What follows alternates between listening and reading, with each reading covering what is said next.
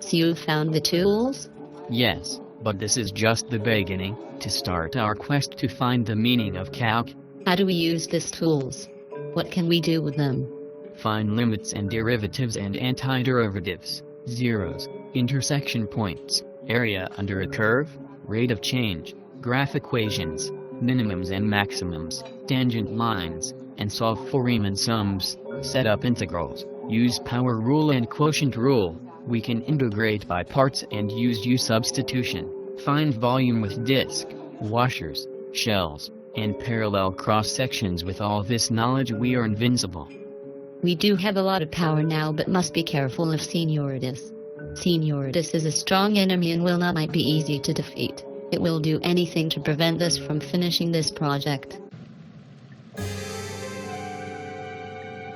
The clue we found is the graph of the derivative. How are we even supposed to get any information from this? What we need is information about fx to be able to keep going. We need to know where the original graph has max and minutes, and where it is concave up or down, or if it is increasing or decreasing. My calculator won't help. Chill. Your calculator is of no use when you don't have any knowledge, and besides you don't need a calculator for everything. They'll look in the book of calc for help. Okay, so it says here that with a graph of fx we can figure out where the original function has its maximums and minimums, where it is concave up or concave down, and where it is increasing. To find the minimum or maximum we need to find the critical values, which is where the derivative is 0 point at the critical values. Once we find the critical values we look at fx and see if it changes signs.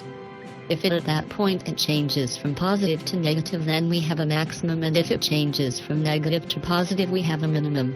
Yes, I see it. We can just look at the graph and find all this information. Like to find if it is increasing or decreasing, we look at whether fx is positive or negative. Positive increases and negative decreases. Finally, for concavity we look at the slope of fx. Inflection points are where the tangent line of fx is 0, and if the slope is negative then the original graph is concave down, and if it is positive then it is concave up.